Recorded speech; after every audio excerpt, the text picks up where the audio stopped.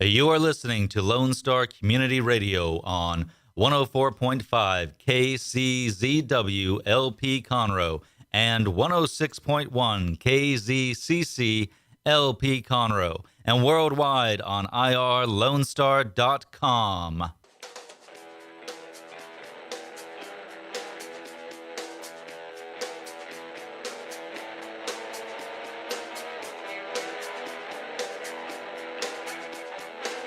Good afternoon and welcome to the Legal Connection with Toni Lynn Collins and Cheryl Ellsworth Jahani.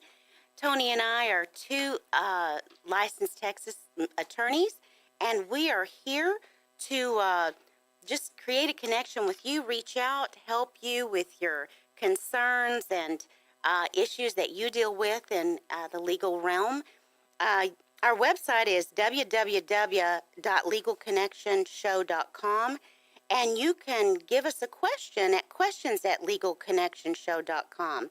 So, Toni and I are here today. How are you doing, Toni? I am late, as I always am. Toni, if I'd known that L in your name stands for late, I would have thought about this. But I drive like I'm in the Fast and Furious shows, and because I ice skated, I can get around cars that have like stopped short. Like the one I was behind an 18-wheeler, and it stopped to go to McDonald's, but my skating kind of kicked in, and I knew how to get around it gracefully. Oh, okay. After he honked at me in a polite way. Right. Okay. It was like that ice skating honk, honk, honk. Yes. You're cute. Be careful, honk, honk. Yeah, it was more like you're alive still. My guardian angel was with me the whole way here. That's right. That's right. Well, so we're going to have a special guest on our show at the bottom of the hour. Mr. Simon Sequeria, who is the president of Restore Affordable Water. And I don't know if our listeners know this, but I'm sure some of them do. And Toni, I know that you know that the issue of water and its supply is becoming an incredibly big deal. You know, we deal with flooding here in Houston, but in other parts of Texas, they have water supply issues. Oh, yeah, we had the drought that took all of our trees out. It's a huge deal. Right now, we can't really, in the near past, be able to grasp how important fresh water and our rights to it are because of all the flooding. We have too much. Actually, it's contaminated water. That's but right. Very, very critical, very good segment we're going to have today so people can learn about this. And I'm looking very much forward to it. Me too. So am I. But first, we're going to wrap up with juvenile law. We've been talking about juvenile law for the last three segments of our show, and we're just going to wrap that up before Mr. Sequeria comes on. So, Toni, we were talking the last time about what happens when your juvenile gets arrested.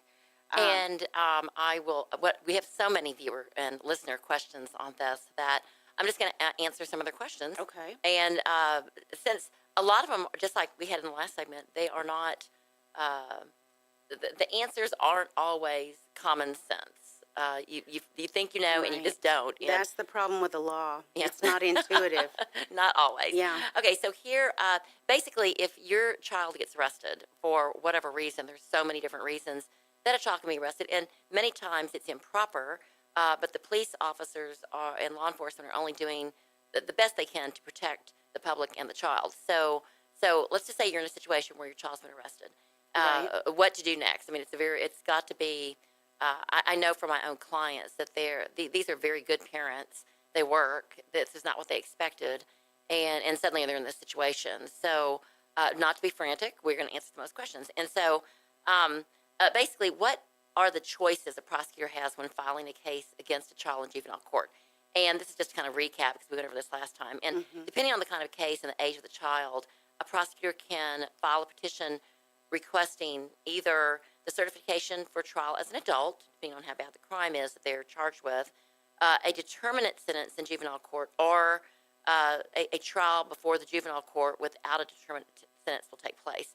And I have,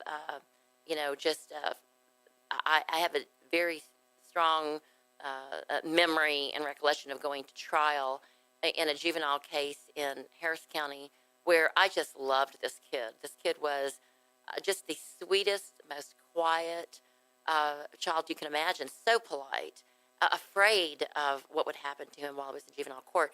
and they wouldn't release him because what he was charged with was severe enough that they thought he would be a danger to himself or the public, and it was because he had used a gun to protect himself against some people that had just beat him up at the park. And that sounds awful, and it can happen, though. If there's bullies, for any number of reasons, this can happen. In his situation, he thought he was protecting his family because he'd been threatened, and these people actually they had beaten the pulp out of him in the park beforehand, and there was evidence of this. But the juvenile court was afraid that if they released him, that the same people would hurt him, or he might want to protect his family. In the same situation, they followed him to his house. So that being said, we went to trial on it, and it was just a scary situation for the family and for him. And through God's grace, he is now a functioning adult, has his own business. I mean, this was a number of years ago, but the system worked for him, and it was just scary. It was very scary at the time. So now, who must be present in court when the case is set for hearing? You know, Who must be present when it's set for hearing? The defendant? Yes, the child is one. Their attorney and the prosecutor? The prosecutors usually, they're always generally the prosecutor. But does their attorney have to be present as well? If they it's don't set? have an attorney yet, many times they don't have a court appointed or they haven't hired one. At a bare minimum, a parent, a managing conservator, a possessory conservator, a court appointed custodian, or the guardian of the child must be there and be given legal notice to attend. So the child won't be by themselves. So the child and a guardian, some type of a guardian. And I've seen it where in the smaller counties and outside of Montgomery, and I think it was Livingston, out by Lake Livingston, I think it was Walker County, and they're really not that small. It was even smaller than that. It might have been Leon County. But the child was basically by themselves with a prosecutor. And this was a 12-year-old that had been accused of sexual assault. And it was really bad because they were trying to tell him, oh, everything's going to be okay. Just like you see in the movies, really, really bad, saying, if you just tell us what we want to hear, we're going to release you right now. And of course the kid's going to say that. Of course. He's 12. And this kid, I know, I talked to him at length after the fact. He did not do what he was accused of at all. But he was told, hey, if you just tell us this, everything's going to be fine. You can go home. And that's what he did. And he ended up signing off without his mother there, without a guardian, with no parental supervision. He ended up signing off on a confession. And after the fact, when I read it, I was stunned. Because once you sign a confession, it's like, they don't care how old you are. It's a confession. So what did you do? Right now, we're in the process of going back through an appeal because he basically pled to something he didn't do. Right. And it's really, really sad because this child was shy. He was scared. When I met him, I didn't meet him in person after his mother called me. And when she told me what happened, I was stunned. I was like, no, you must be wrong. And then I read the records, and then I talked to the child, and I wasn't wrong. And it was an injustice. So this is very important for even kids that are listening and for parents to let their kids know. Make sure you say nothing. Use your Fifth Amendment right. Everyone should know, whether it be teachers or parents or whoever. Please don't say anything without a parent or your attorney present, because it's really easy to believe the people telling you who are law enforcement or the prosecutors to say what they want to hear, and they're trying to do their best they can too. But children plead guilty more than any other age group. Juveniles plead guilty to crimes they did not commit, and they're covering for someone else more than any other group of people. Yeah, just make sure your parent or guardian's there. Now, there is an exception. An exception can be made for anyone except the child if the judge finds good cause, if a person lives out of state, or if the parent isn't a conservative of the child. And I know we only have like a few minutes left on this segment, but I think it's kind of important that we talk about runaways because that happens quite a bit too. Okay, well, we're going to go to break right now, and when we come back, we'll talk about runaways, and then we'll segue into our guest speaker. Okay. All right? www.legalconnectionshow.com, or give us a call at 281-529-5862. Toni Lynn Collins and Cheryl Ellsworth-Johanny will be back. The Legal Connection Show after the break.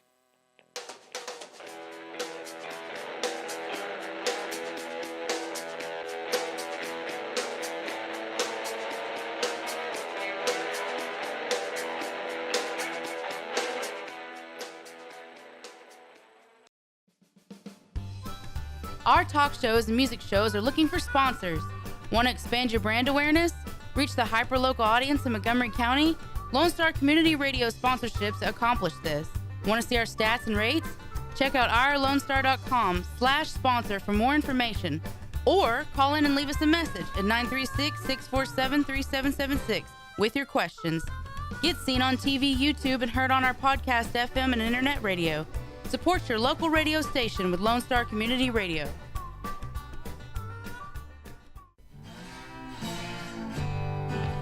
This is Rick, TRC. Every Monday through Friday from 3 to 7, I play today's country hits on my show, Afternoons with Lone Star.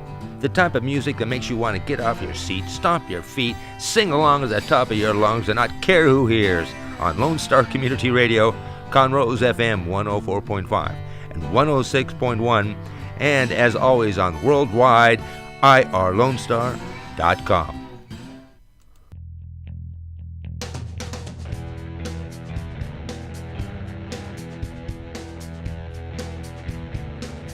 Some control over their destiny, more or less, and that would, in this case, it's the prosecutors. Without a parent or an attorney present, they just cannot. No. And the Fifth Because Amendment they're right. children. So please, parents, let your children know this. Kids that might be listening, if you run into our podcast or whatever, just use your Fifth Amendment right and wait for a parent to be there, and follow what you see on all of the TV shows that I'm sure you've watched. You have the right to remain silent. You have the right to an attorney. Use that right. It's very, very important right here in the United States and Texas. All right. Well, what about the runaway? Okay, and this has to do with, there's several different things where we could kind of broach the subject of being a runaway.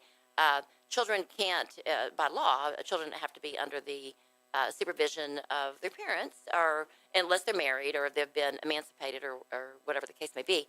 But in this segment, we're going to talk about what happens when your kid doesn't show up for court. We have a lot of adults that are runaways. No kidding. They're called bail jumpers. No kidding. Because they know they're guilty. But just on the subject of running away, I think I'd like to ask our good station. I'm going to call you the station manager today, since you are here managing the station. Yes. Ethan, if you were to run away, and let's say, not that this happened, but maybe it did. At 10 years old, what would your care package be that you took with you? At 10, I had to figure out what I was doing at 10. Probably take a camera, maybe some video games. It was a vacation. Yeah. I probably wouldn't take any food because I wouldn't think about that. I would just be like, whatever can entertain me while I'm... So let's say you're running away today, at your age, you're going to run away. What would you take today if you're running away? Probably the same thing. Okay, well, there camera? you go. Yeah, You would really take a camera? Hey, I've always wanted to make movies, so if I have a camera or A my video phone camera. or something like that. I can tell that you have not given this a great deal of thought. My clients would take a toothbrush. Okay. They're always told that by the judge. Okay, but in this particular segment, let's assume that this is not a runaway situation where you have to call the police to find your kid, or they've been kidnapped, or whatever the case may be, something like that. This is a situation if a child has run away and they've already got a court setting. So must the parents still appear in court on the day of the hearing if the child has split or they don't know where they're at? So what do you think the answer I would be? think yes. Yes, your parents are there they're there to protect you growing up. They're there to protect you now. Yes, only the judge can excuse anyone from a court appearance when the person has been ordered to be present. If the child later returns home, the parents must notify the juvenile probation officer, the child's attorney, and the court. The court will then issue an order to pick up the child and probably place him in a detention center until a new court date. Because the reason they're putting him in the detention center is because they're not trustworthy to stay to be where they're supposed to be. And now, free. Yeah, and that's really bad. So kids, don't skip your court date. Right. Or make sure your attorney is covering your you know what. Right. Because I've done that before too. If my child doesn't show up for court, I am there saying, just give us a little bit more time, and I find them. I will track them down by finding their friends. A good attorney is going to go that far for this kid to find them. So when you first are interviewing them, and this attorneys know this, you're asking about their friends, you're really sort of interrogating them to get more information about them so you can find them if they do this. Because kids are scared. And Right. kids that get in trouble like this are more likely to not be around because it's just an easier way out. All right? So if a child's parents were served with papers about the hearing and the parents fail to appear, can the hearing be held without them if the child is present? What do you think? I think yes. Yes, very good, very good. If a child's parents fail to appear for any reason after being served, or it was never possible to serve them because they simply couldn't be found, or if the child's parents are dead, or no one else has legal custody of them, the judge can appoint a guardian ad litem for him, and the case will be heard. Right. And I can see that happening too if kids are out of state, or maybe their parents didn't. You know, if it's a really sad situation, they just don't have parents around for whatever reason. Right. And we're talking about, most of the time, this is kids that are like 16, 17, and even any kid under 18. They may have left the state for work or whatever the case may be. And we have that kind of segues into a topic we're not talking about today, which is people that come over the border that are children. What do you do with them? They have to have a guardian if they get into trouble. And it could be they're picked up and they don't have a guardian, and ICE will pick them up, and then they put them into to foster care, or they try to find the children. The kid knows who they're living with, and they try to cover for them. But at some point, they do get into. They don't like the justice system does not like kids in their system. It's not a good environment. They pick up a lot of bad habits there. But again, they will put them in there, and they'll keep them there for a long time, and they'll have detention hearings. I believe it's every 10 days. They'll have a hearing that you go in, and I remember showing up for these all the time with my kids, trying to get them out because the parents couldn't supervise them because they were working, and you're trying to convince the judge to let them out. And the judge a lot of times will keep them in the detention center for various reasons, but there are certain arguments that you have. But they don't like to keep them in there. And when they're in the detention center, they actually have school and church and that's activities. Good. That's good. On the other hand, when they're in the detention center, they are with a bunch of other kids that may not be the best influence. You don't want them in the detention center. You want them out as quickly as you can. Okay. So that being said, if a parent has been unable to hire an attorney, must the child and the parent still come to court on the hearing date? So the parent's there and the child is there. But they have no attorney. They have no attorney. What do? What do you think? They have to show up. Yes. Yes. A parent may ask the judge for an appointed attorney. If the judge agrees, the case may be reset to allow an attorney time to prepare. And that's happened to me a lot, where I've come in way after the fact. I'm there, and usually it's because they just don't have enough money. Attorneys are expensive. The juvenile system is really, really good about appointing attorneys. And I will say, out of the court-appointed attorneys, they are really good attorneys because they're compassionate in that field. So and the attorneys I've met in the system that represent juveniles are compassionate people, and so they're not to be feared. And I would say, don't feel like this is a case where you need to go hire somebody to get the best out there, although that'd be good. I've just had a really good experience with the court-appointed attorneys. Even though I'm not court-appointed, I would have gone that direction. But the juvenile cases are kind of sad, and so I tried to you get sucked into it, and you're living it, and it's really, really hard. It's like, there's a high suicide rate for counselors. The same thing I can see happening to attorneys because you're living the life of these people, and you want to take them all in like almost like an animal shelter, for lack of a better way to compare it, and you just can't. So anyway, who takes part in a court hearing, and what are their jobs? Who do you think? Who takes part in a court hearing? What I would think that the attorney ad litem would take part, and their job is to represent the child, and the same as with the child's attorney. Yeah. And it's the exact same thing. When you go to court for a child, it's pretty much the same situation as when you go to court for an adult, except for you have a different set of rules. It's through the Texas Family Code as opposed to the Texas Penal Code, and you're pleading true as opposed to guilty, and you're delinquent, not a criminal. You're juvenile delinquent, and there's a whole different set of rules that we're not going to get into because it gets really a lot more complex than what we're covering today. But of course, people can write us questions to our website, and we'll be happy to answer those. And that's questions at legalconnectionshow.com, or they could also call us at 281-529-5862. I just want to throw that in there. Okay. And a few more things that I'll kind of hit on if we have enough time. Now, let's say that your child really did what they were charged with. They stole something from the mall on a low level, or let's say they skipped school, which is really a big deal here in Texas right now. If your kids skip school, they've got these school patrol, law enforcement, and if you're late, it can be considered skipping school. They will give you a ticket, and you have to show up for court. And my daughter went to Bel Air High School while I lived up here in Conroe for a while because I didn't want to remove her from her friends and her school and all that stuff. And we were late so much because we had to drive an hour and a half out. She got tickets. I had to show up in court. And if you are late 6 times, you're considered absent. And they were like, you're a juvenile delinquent. I'm like, oh my gosh, she's making like straight A's. She's not a juvenile delinquent.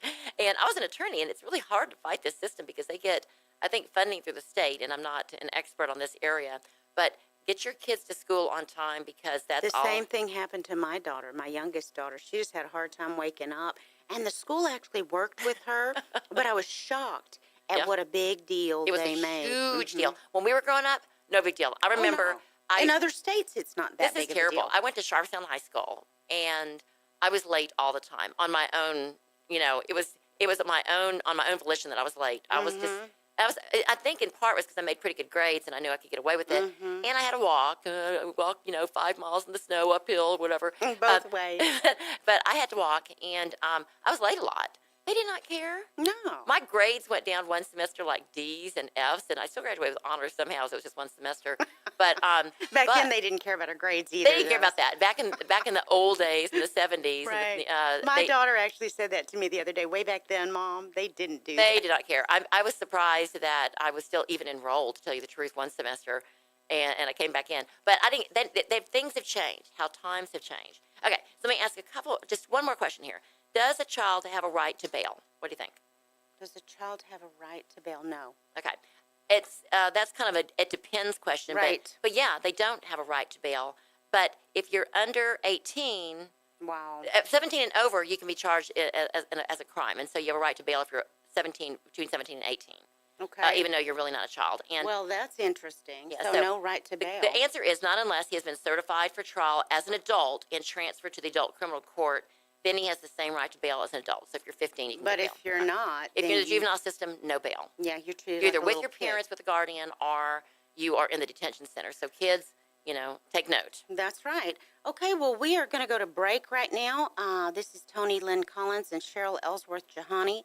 We are co-hosts of The Legal Connection, and we're looking forward to our guest, Mr. Simon Sequeria, the president of Restore Affordable Water.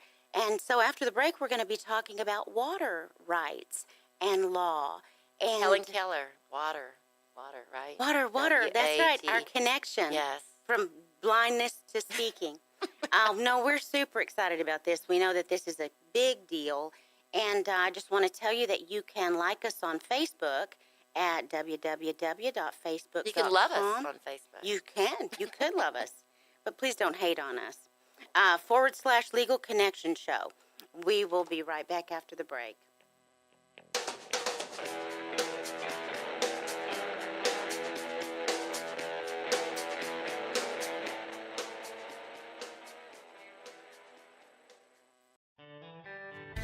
A Lone Star Community Radio is looking for those who are interested in hosting their own talk show, with monthly and weekly slots available on Conroe's FM 104.5, 106.1, and on irlonestar.com. Start your own podcast, create your first YouTube channel, and be on TV. Contact Lone Star Community Radio online at irlonestar.com or call the station message line at 936-647-3776 to take your first step into the radio world. Hispanic Chamber Connections with Dr. Carlos Sanchez, president of the Woodlands Conroe Hispanic Chamber of Commerce, featuring event announcements, member highlights, and more. Tuesdays at 1 p.m., broadcasting from the heart of Conroe, Texas on irlonestar.com and Conroe's FM 104.5, 106.1.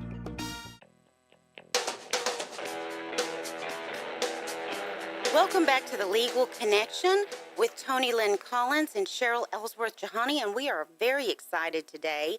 For the second half of our show, we're going to be talking about water law, and we have a special guest. His name is Simon Sequeria, and he is the president of Restore Affordable Water, or RAW. How are you doing, Simon? I'm doing great. Thank you Good. for having me. Well, thank you for being on our show. Toni and I are very excited. We know we've been doing our research this week about water, and I've This heard morning. right. No, well, for me it was this week. Okay, yesterday and day before. But I've heard. I know water is just a big, huge deal, and I know in Colorado there have been instances of people actually going to the hospital because they changed the water gate, the water head, and they were out there beating each other up with shovels and gone to prison. They do and it all. in Colorado. Oh, they do that. That's at least what I've They heard. smoke pot and they beat each other up. I'm not going. It doesn't go being there together, anymore. really. Yeah, you're not going back. Okay, but also there are just issues all over the country, all over the world. I have heard it put that water is the new gold, water is the new gasoline. Here in Saudi Arabia, they wash their cars with gas, and here we're blessed to be able to wash our cars with water. Right. I'm right. grateful we don't have to go around smelling like That is crazy. yeah, Do not smoke in Saudi Arabia. right, right. Oh my gosh. Well, so Simon, Mr. Cicada, tell us about yourself and what Restore Affordable Water is. Well, thank you. I think Mark Twain said it right 150 years ago: whiskey's for drinking and water's for fighting. And that's really how things are coming down in Texas these days. So recently we have launched an organization called Restore Affordable Water, and it's our goal is to bring transparency and accountability to the Lone Star Groundwater Conservation District. It's historically it's been an appointed board, and in November it will be an elected board. Is that in the that's state good. of Texas or Montgomery County? That is just Montgomery County. So Lone Star Groundwater Conservation District regulates the water just in Montgomery And County. what got you started doing that in Montgomery County? Because we just had all these floods, and so it doesn't seem like it would be an issue. Right, that's right. I've been in the water business for a long time. I'm also the president of Quadvest. We're a large water provider. In We Montgomery are County. a client. Oh, great. I hope we do a good job I hope serving we you. get a discount. So we have been challenging Lone Star to be more transparent and open. And in this last legislative session, Representative Metcalf and Senator Creighton changed the board makeup of Lone Star to be an elected board rather than appointed. So for 17 years, it's been an appointed board. We don't think they've been accountable to the voters and to the people of Montgomery County. So how long has the board existed? So Lone Star was created in 2001. And this is a little bit shocking, but I will read you the part of the enabling legislation. So House Bill 2362 from 2001 created the Lone Star Groundwater Conservation District. And so here's the operative piece of that legislation. It says, a person who qualifies to serve on the board shall be qualified to serve as the director, participate in all votes relating to the business of the district, regardless of any common law doctrine or any statutory conflicts of interest, incompatibility, or similar provision to the contrary. Section 36058 of the Water Code relating to conflicts of interest do not apply to the district. Wow. Oh my gosh. Wow. Pretty shocking, I know. So who got appointed? Well, the San Jacinto River Authority has a designated appointee, and they've had numerous different people, but they've always been from the San Jacinto River Authority. Okay. Woodlands Joint Powers has someone. The MUDs have someone. Small cities in Montgomery County have someone. City of Conroe has someone. Commissioner's Court has 2 appointees. So we've always said for 17 years they haven't been accountable, and initially they were exempt from conflicts of interest. And so water bills in Montgomery County have doubled. They have. They have. Wow. And we're trying to fix that. That Okay, is so now I wonderful. understand what the board is for. But you're saying that they can be elected now to the board?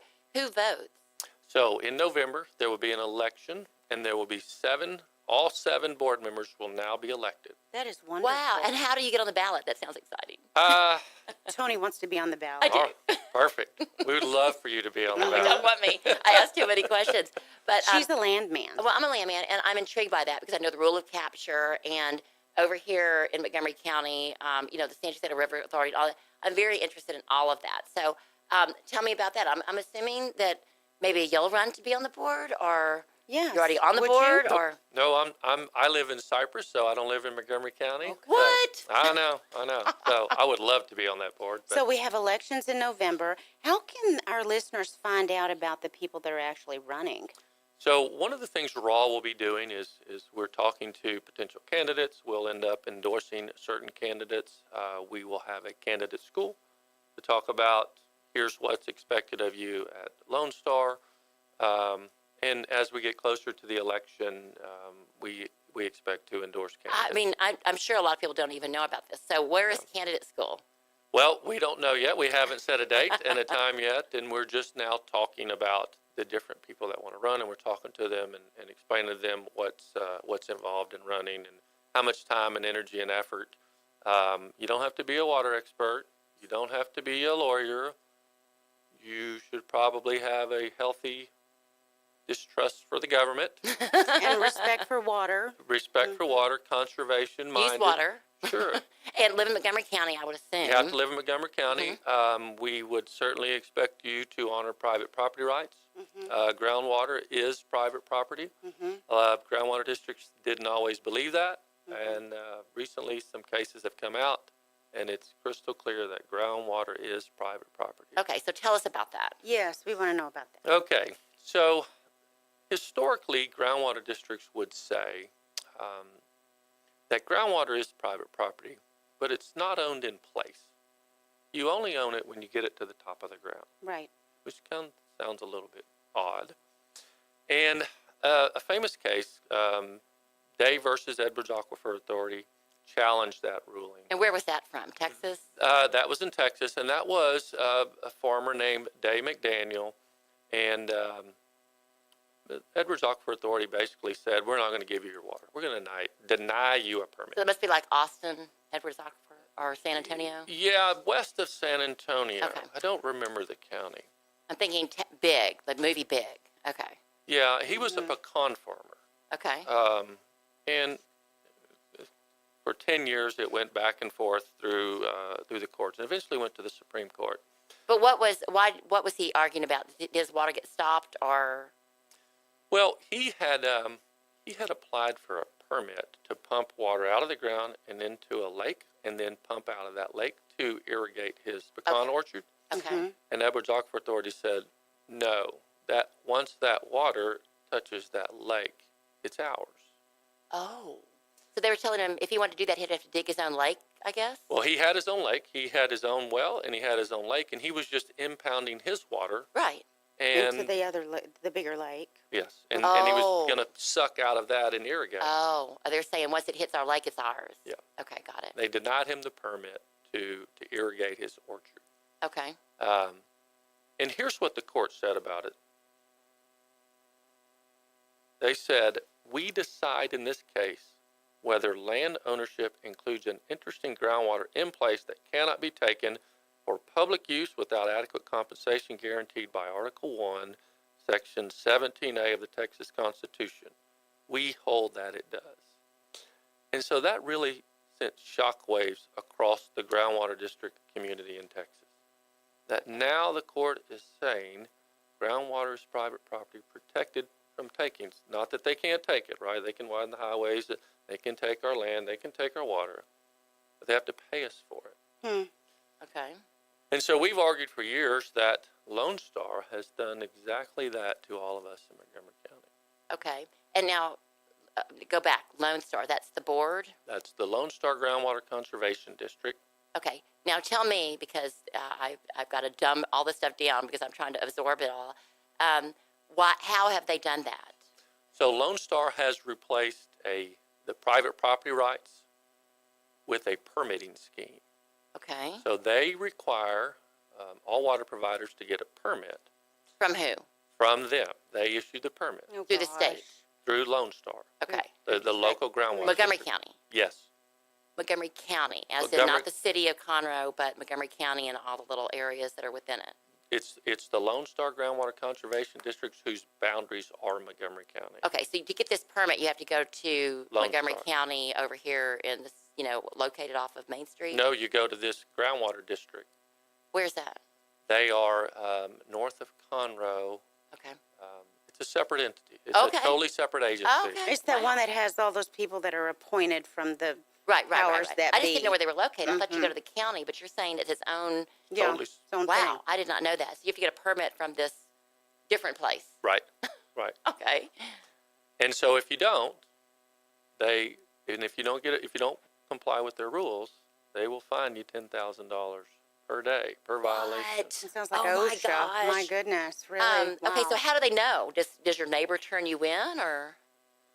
Well, you have to in order for a water well driller to drill your well, they have to get a permit. So Right. you really can't hide But it. that's You through don't the want to. state, right? Yeah, Okay. that's a state. And they're that's- watching it through the state. yes. That makes sense. And, Okay. and that's not a bad thing that we track how Oh, many yes, holes we have absolutely. in the You don't aquifer. want somebody taking all the water off your land that next door to do Correct. whatever they're doing it with. Okay. Correct.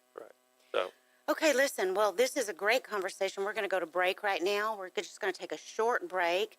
We are on the Legal Connection with Toni Lynn Collins and Cheryl Ellsworth Jahani, and we have the president of Restore Affordable Water, Mr. Simon Sequeria, and we are here talking about Montgomery County water and Texas water, and it's exciting, and elections in November, and That's exciting. Yes, it is. More importantly about these permitting, because and a $10,000 fine, that's freaking me out. Every day, Tony. A $10,000 fine every day. Okay, we'll be right back after the break.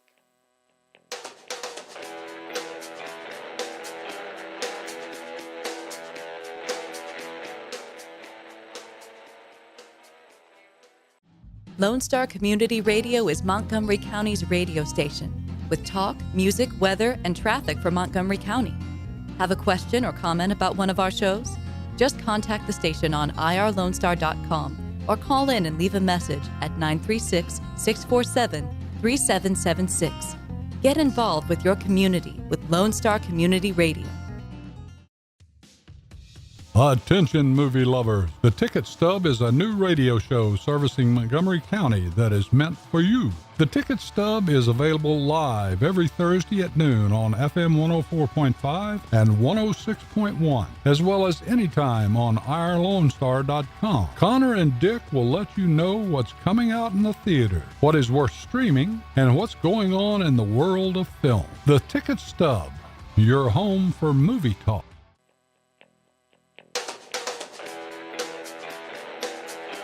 Welcome back to the Legal Connection with Toni Lynn Collins and Cheryl Ellsworth Jahani. And we are speaking with Mr. Simon Sequeria. He is the president of Restore Affordable Water. And we are discussing the powers that be with Lone Star Groundwater Conservation. And the good news is that those members have been appointed in the past. But this November, we are looking for the first election of that group, which is exciting.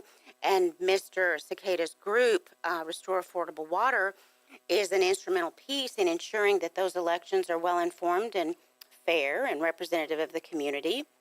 Right. Let me ask you this. Did they change the rules so that there could no longer be a conflict of interest, or is that still open? That was changed 2 sessions ago. Okay, good. They fought pretty hard to stop that from happening. Because only Go people with an figure out. interest would actually want to be on the board, because no one knows about it until Right, hopefully right. today. You know, that's the question I think everyone should ask themselves. Why in the world would anyone need to be exempt from conflicts of interest? And who is exempt from conflicts of interest? Why? Who benefited from that? The path leads you to the San Jacinto River Authority almost everywhere you look. Okay. So let's go back a little bit to the Lone Star Groundwater Conservation District.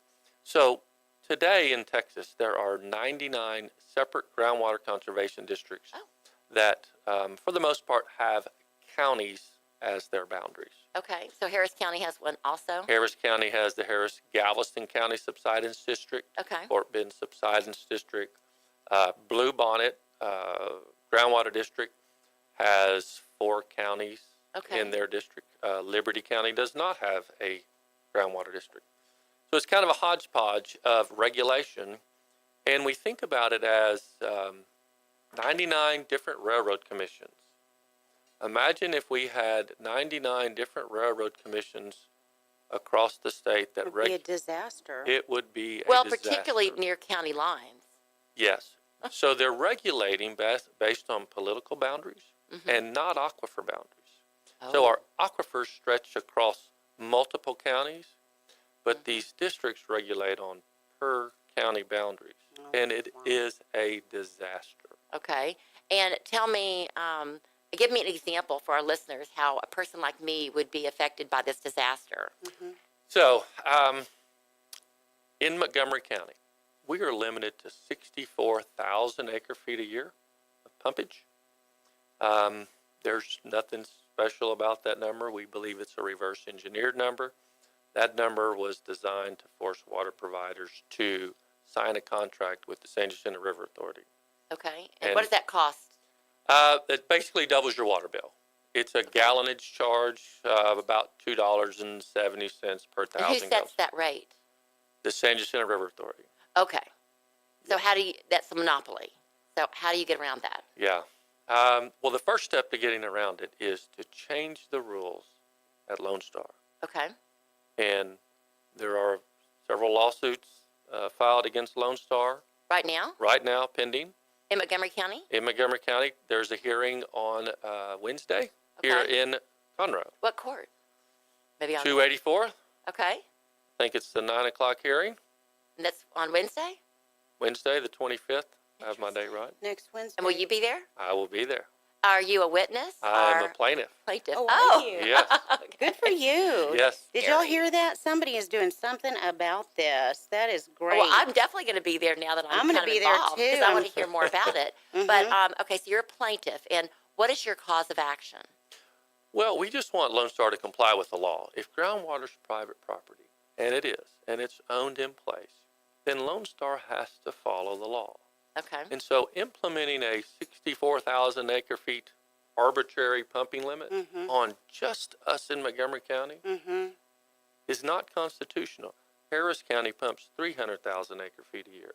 Same Oh. aquifer, Well, who comes up with the number? The San Jacinto River Authority? the board. Okay. And So Harris County gets 300,000 feet, and we get. do they pay more for that? Or- We pay about this. It depends. You know, these things get a little bit complicated. It depends on the surface water reduction plan that you have to be in. Okay. But if the Harris County is getting more for, why are they entitled to more? I mean, I know you just gave me like a calculation, but that seems arbitrary. It's Is it absolutely population? arbitrary. Is it based on population? It's random. It's Okay. So your lawsuit's requesting that number be changed? our lawsuit is saying that you just don't have the legal right to force Montgomery County to limit our pumpage over the same reservoir that other people can pump whatever they want. Well, yeah. It is. I'm surprised you have to go to a lawsuit for that, though. It's the Mars versus Railroad case. If you've ever heard about that case, it's a really neat oil and gas case. Okay, what year is that? 49. I should know it because I'm a landman. And this is familiar to me, but I just don't remember it. So tell me about that Yes. briefly. So Mars versus Railroad is, just imagine a circle with a line in the middle.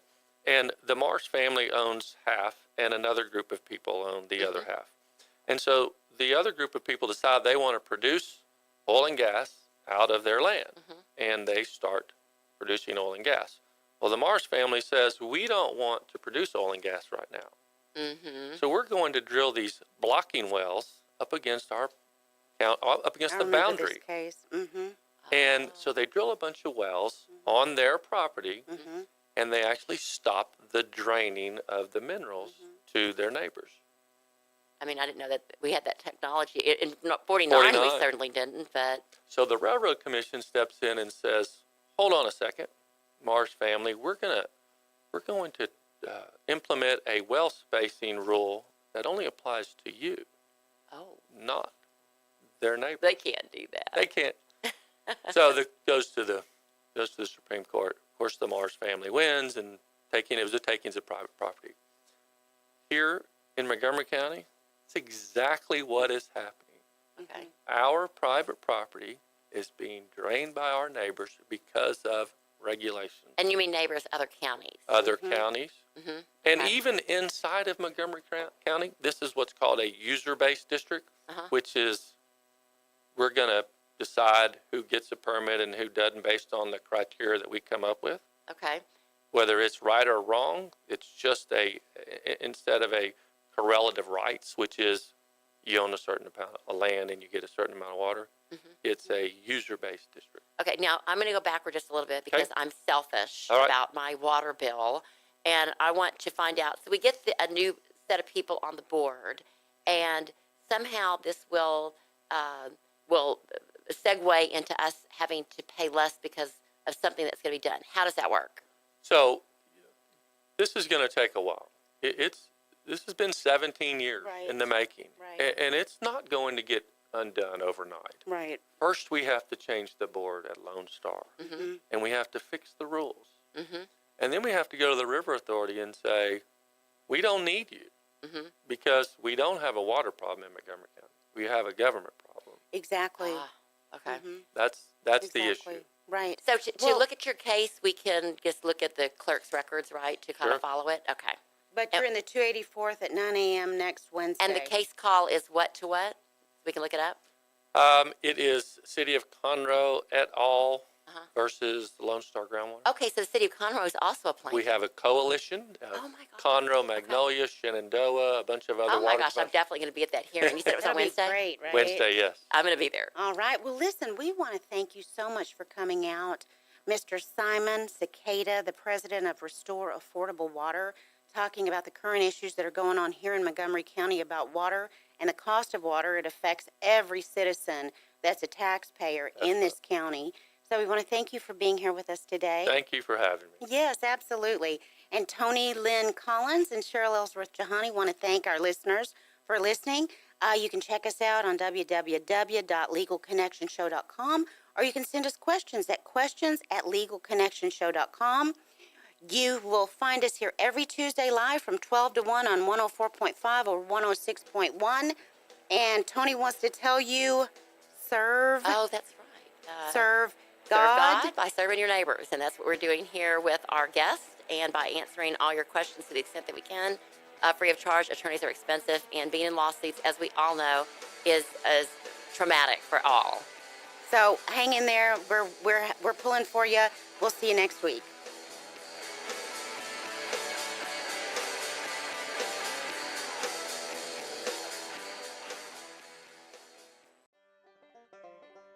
Thank you for checking out this production of Lone Star Community Radio. Lone Star Community Radio is Montgomery County's community radio station. Don't forget to check out this show and many others across the Lone Star Community Radio Network, either live on Conroe's FM 104.5, 106.1, the Lone Star Internet Radio app, or irlonestar.com's live audio stream, and on replay on podcast, Channel 12's Our City TV in Conroe, or Channel 21 KVQT in Houston, and of course their YouTube channel. This production is copyrighted and all rights are reserved by Lone Star Community Radio. Have a question regarding this program or other Lone Star Community Radio shows? Want to sponsor or start your own show? Call the station message line at 936-647-3776 or email the station at lscrstudios@gmail.com.